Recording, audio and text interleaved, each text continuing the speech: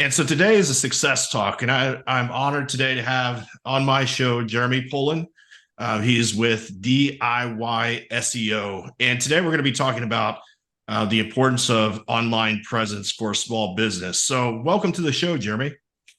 Thanks so much, Jeremy. It's awesome to do a show with another Jeremy. That's a hit. I was sitting there. I was like, okay, I got to remember the name. I got to remember the name. You don't want to botch the name at the entry of the Yeah, show, and it's just like, this one's easy. got it. All right, so Jeremy, tell me a little bit. Give me some background on how you arrived at building this business to help small businesses get that online presence. Thanks so much. The early part of my career was spent in Christian ministry. I was at a large church in Houston, Texas, and really enjoyed that. Went to seminary school, which was very writing heavy. Enjoyed that and always had a passion for the computer and did a lot with the computer through the church and was a part of the technology team and so on.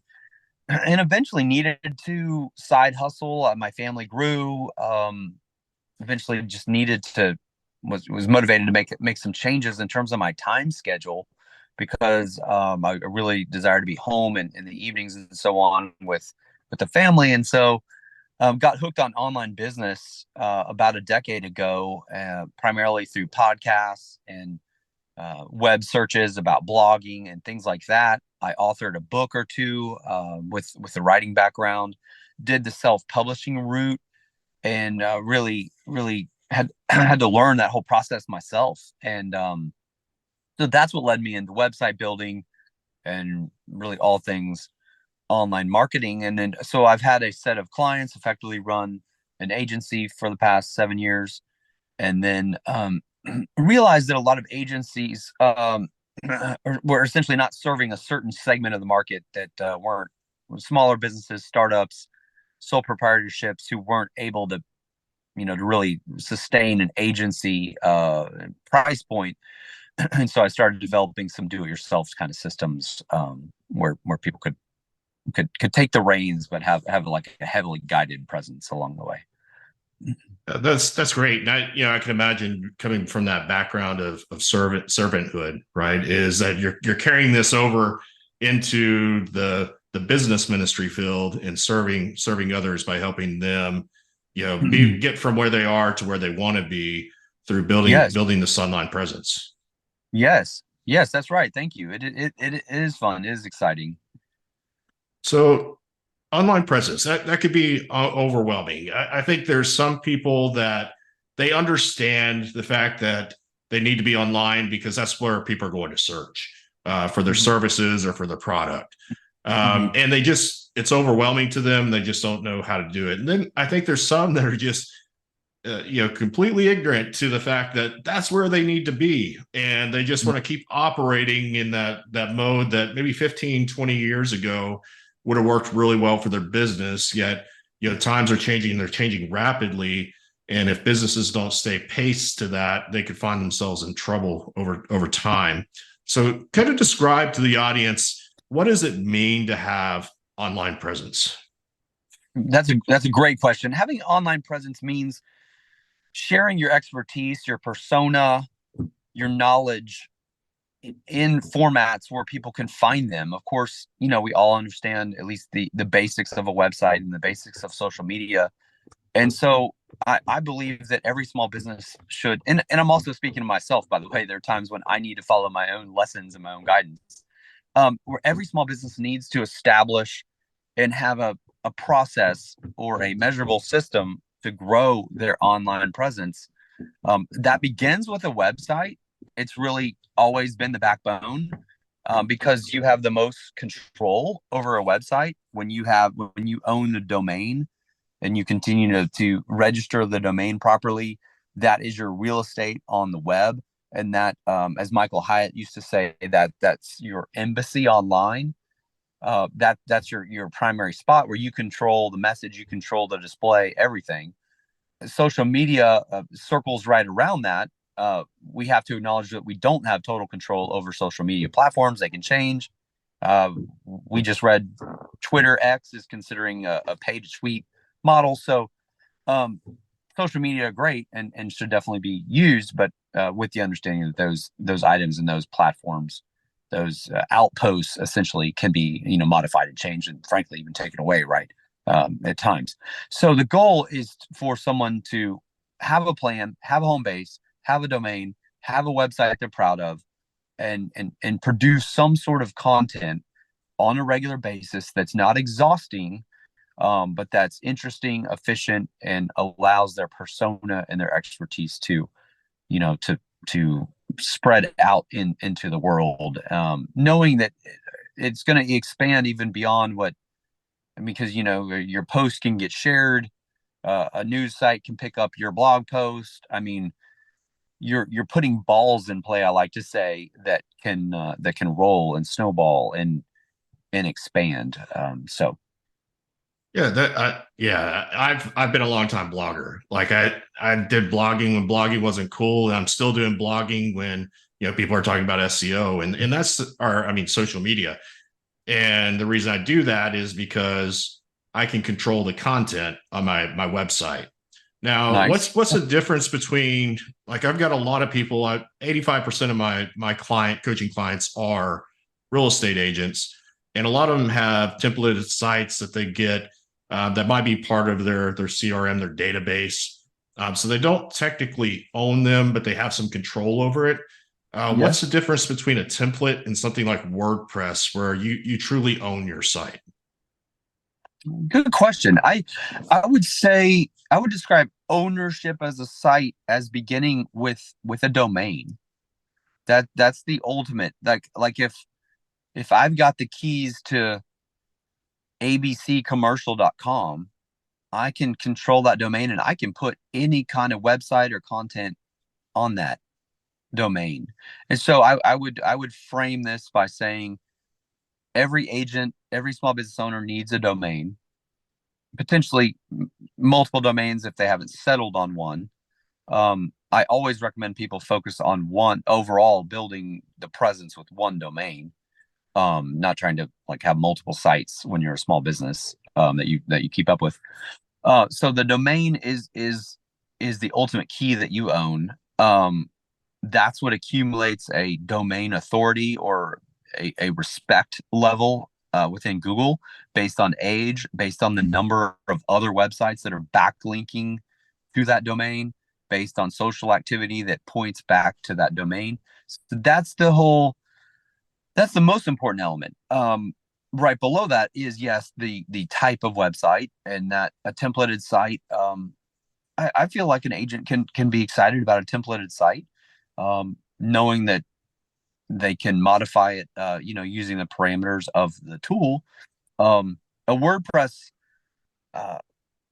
essentially allows, really broke through and enabled non-technical or non-coding people to build websites a number of years ago, and it still powers something like 30% of the websites in the world today. One of the reasons I like WordPress is because there are so many tools and plugins and modifications and templates, and so there's a gigantic marketplace and universe around WordPress.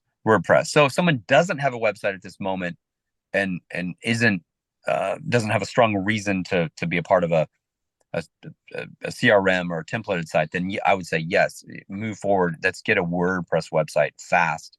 This can be a fast process. There are so many templates that can be popped in literally, in a matter of seconds by someone who knows what they're doing. And logos can be swapped out, and messaging can be swapped out, and contact information and pictures and colors. Boom, someone's got 3 pages and they've got a website. So I point here, I would say, don't let like the website development process drag on. If that's the stage that you're at, you need to know that can move fast. It should move fast. So essentially, don't let that be a hang up. Just get something live, knowing that you can add to it, modify it, all of those things. If someone has a templated site and they're feeling limited, like, oh, I'd like to blog, but I don't have, the module, or I don't have the functionality to blog, I've got cool news for them. For example, with your domain, if it's, josephsrealty.com, you can have a subdomain, blog.josephsrealty.com. That's something that's done within your registrar. That's essentially free because you've already registered josephsrealty.com. The subdomain can then host any website you like, such as a WordPress website. So I've worked with companies that have what you might call a retail facing site that displays products and information and other things, follows a template as their main domain, company.com. They also have a blog site that's related, but essentially a completely separate site, sharing the same domain or the same domain strength. So blog.company.com, and that site receives new posts and is much more customizable and malleable. So those are a couple different solutions or ideas for people to consider. Yeah, it's interesting when even when you go on social media, they have the little live button that you can kind of hover over when you share a link on the social media post, and it'll tell you how long that link's been available. And Oh, so wow. when I'm going through and I'm looking at different posts and they're sharing information, I kind of go back and look, well, how long has this person been around, or how long has this company been around? What's their, it's domain strength, right? And, does that have something to also do with the brand? We talk about brands in business a lot. Sure. Yes. In an online sense, branding is not so much dependent upon a graphical design. For example, someone could have a very powerful online presence in terms of Google's respect, and with weak visuals or weak graphic design. What branding means in the online sense is the amount of time the domain has existed. So for a listener right now, if they haven't purchased a domain, have an idea, just go now, spend the $5 to $20 and purchase your domains, because that's their birth date, and that begins to age the domains, and that's a positive thing. Two, the online brand has to do with how many other websites are really, essentially popularity online. How many other websites are linking back to company.com? That's we call these backlinks.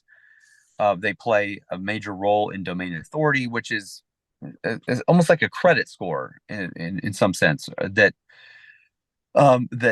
factors heavily into the calculation about where to rank a website. So if we have 10 websites that are all talking about leaks from pipes freezing, Google is going to, it really has the job or the task of their business is instantaneously ordering those results in a way that provides us, the consumer, the searcher, with the best information possible.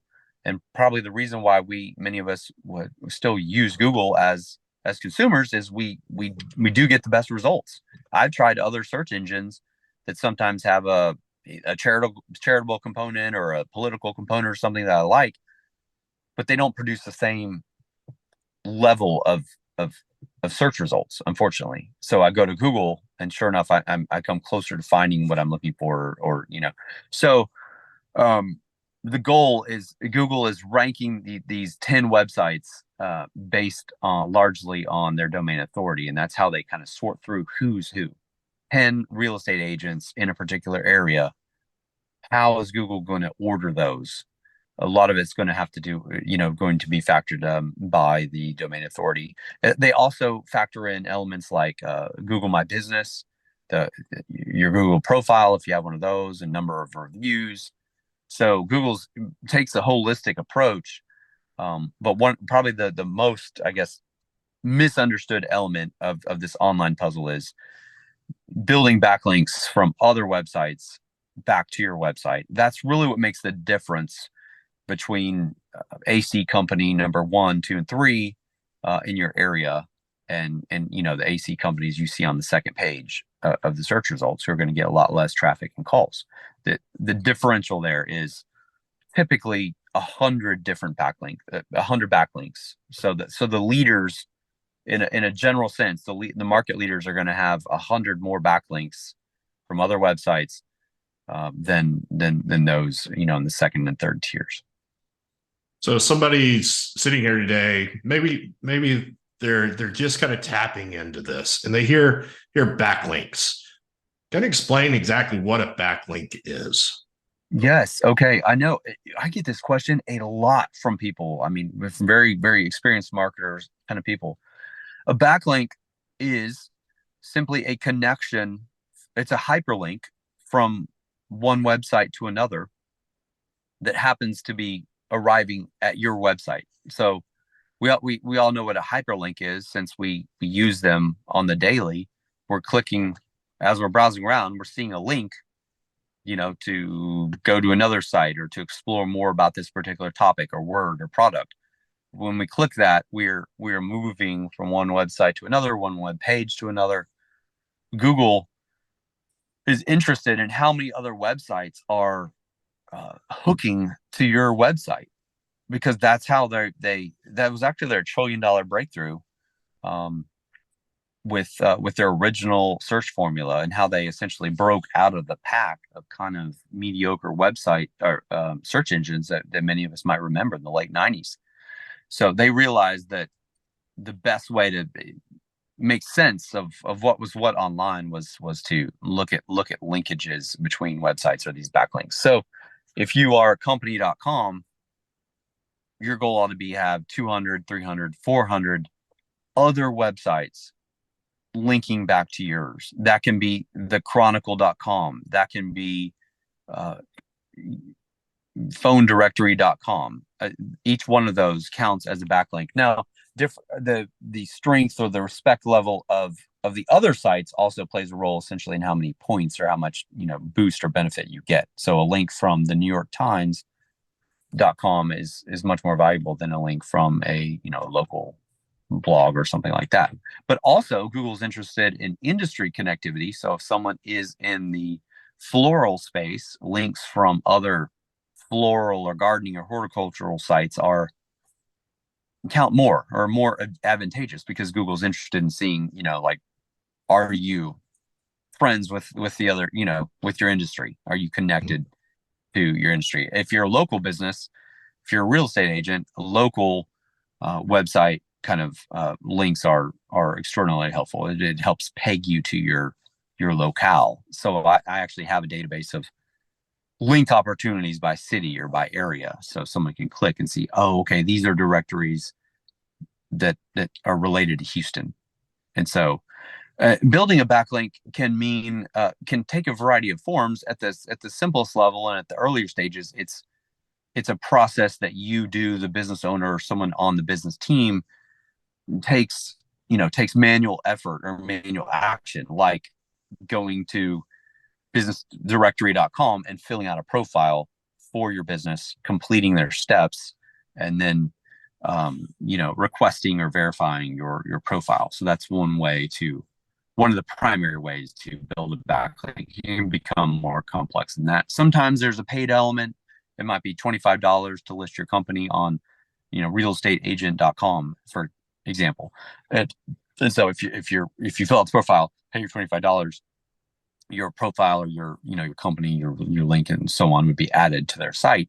And then that's Google is tracing that link from realestateagent.com back to your particular website. It's following, it's crawling those links and creating that index. And that's what Google's calculating. So when a website's new, it has 0 of these connections.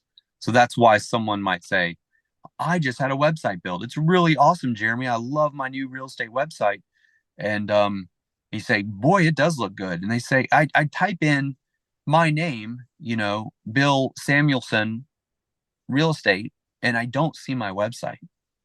And that's because Google has not paid any attention to it yet until it's linked, until it's connected to some other websites, essentially. So you won't even find your website by searching for it by name, by exact name, until it has at least a few backlinks. So that's kind of a common, pain point. So what I've gotten so far, I'm trying to keep track on this, is get a domain. Yes, sir. Get a website. Yes. Make sure your website has backlinks. Get you a Google business profile because of the holistic approach of Google and search. Yeah. Yes. And okay, I'm one of those. I know that tech is important in my business. I don't want to learn it. How does a company like you partner with this business owner? What does that look like, and what type of offerings do you have? Okay. Yeah. Agencies like myself might have two or three tiers. I mean, at the highest tier, it's a complete done for you service, so that the company's really not doing much of anything, and they've got a marketing machine moving. They've got a website being built, updated, upkept, social media posts being made, potentially blogs or content being made, all the way up, to even podcast episodes or something like this being produced on behalf of the company. So those kind of full service offerings are available for those with the interest and the budget for it. At a smaller level, I have companies that pay me to shepherd their website. So they are leading out or producing their own content. They're managing their own socials, but for technical reasons, they prefer not to get into the weeds of their website. And so they would pay me somewhere in the range of a couple $100s a month to manage their website, meaning I'm going to do the updates or have the systems in place to do updates, back up the site, and essentially be the contact. And they can even email me and say, can you change my phone number on the website? Yes. Can you put on my new headshot in place of the old one? Boom, boom, boom. So those updates, those maintenance items can be taken care of at a reasonable price point. And that might be a good service level for a lot of people to consider. And then at the lowest price level is essentially the system, or the DIY SEO system, where I basically say, here are the tools I use. Here are my subscriptions to those. Here's access to my tools. I have a lot of lifetime deals and unlimited packages for different software apps. I'm a geek with that, and so people can use my tools and follow my roadmap and my system. Like, I've got a library of backlinks to build. That's a common question. Where do I build backlinks? I've got those lined out. I've got over 2,500 different websites where people can build backlinks, and someone can search by their industry. I'm in plumbing, I'm in roofing, I'm in law. They can see backlinks germane to that industry. They can click on the location, as I mentioned before. I'm in Dallas, so they can see Dallas related link opportunities. And I explain a little bit about the site. This is, the Dallas recycling site, and they will list anybody who will, agree to donate, recycle items at their location. So if you follow their guidelines, and pay $25, so if you follow the guidelines I've listed out, then, email this person or fill out this form, a backlink can be built there. So that's really the game. I mean, there's more. It can level up from there, but that's the entry and the mid level. I also teach people about special plays, which is where you do something of community or intrinsic value, that can turn into online PR or SEO gain, like offering a scholarship, having a job posting. Just think about it. Our news agencies are interested in job opportunities, right? And they create posts and online presentations or videos about companies that are hiring. And so even if you're a smaller company, if you've got a consistent position or something that you hire for or need regularly, you can have a job page. Like, we hire videographers.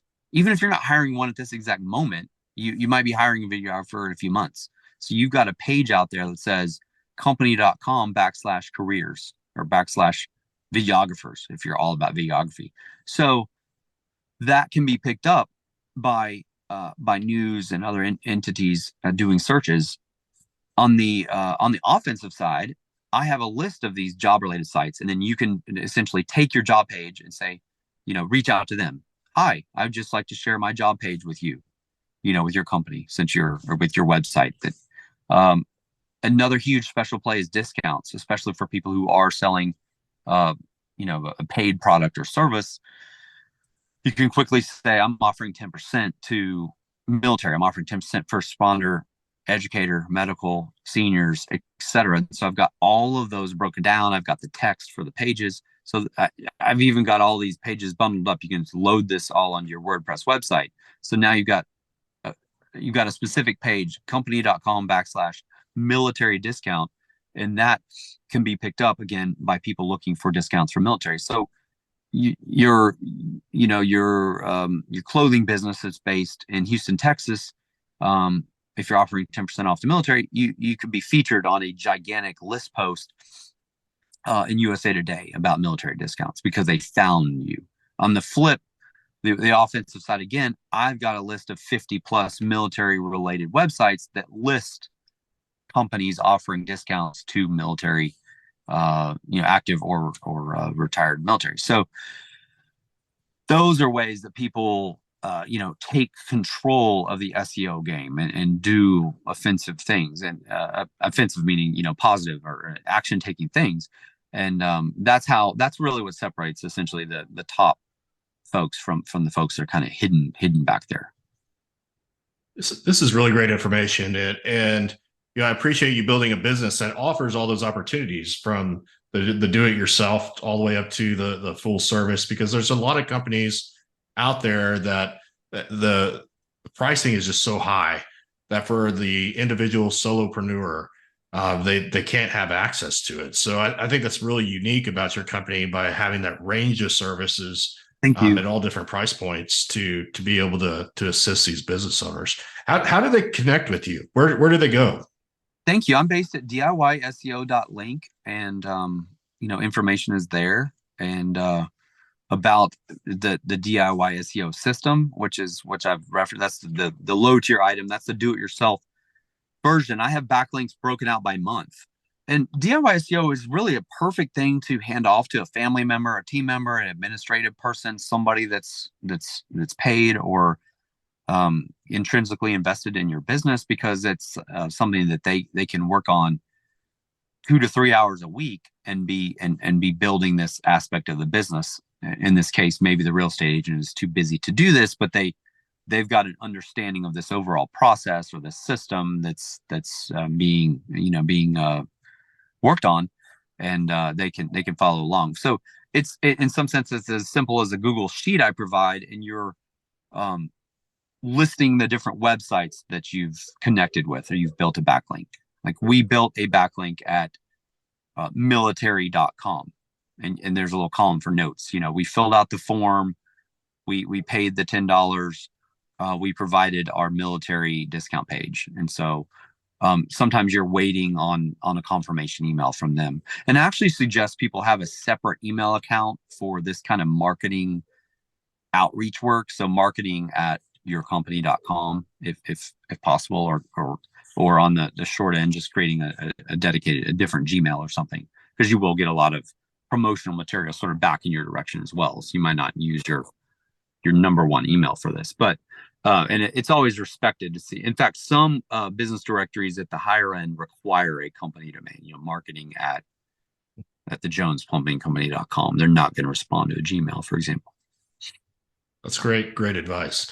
So visit DIYSEO.link, not .com, yep. .link. So DIYSEO.link, and Jeremy can help get you started on building that domain presence, helping you build your business to the next level so that you can be competitive in this world that is highly competitive. And I talk to business owners all the time that are just like, okay, how do I start differentiating myself? Well, one big way to differentiate yourself is by having that online presence. And Jeremy here, not me, but Jeremy Poland here, can help you get there. So Jeremy, thank you for being on the show today. I appreciate you. I appreciate the information that you shared. It's very insightful. And I know you'll be able to help some people through this. You bet. Thanks for having me, Jeremy, and blessings to all your clients and associates, for sure. All right. Until next time, onward and upward. You bet. Okay. See you next time.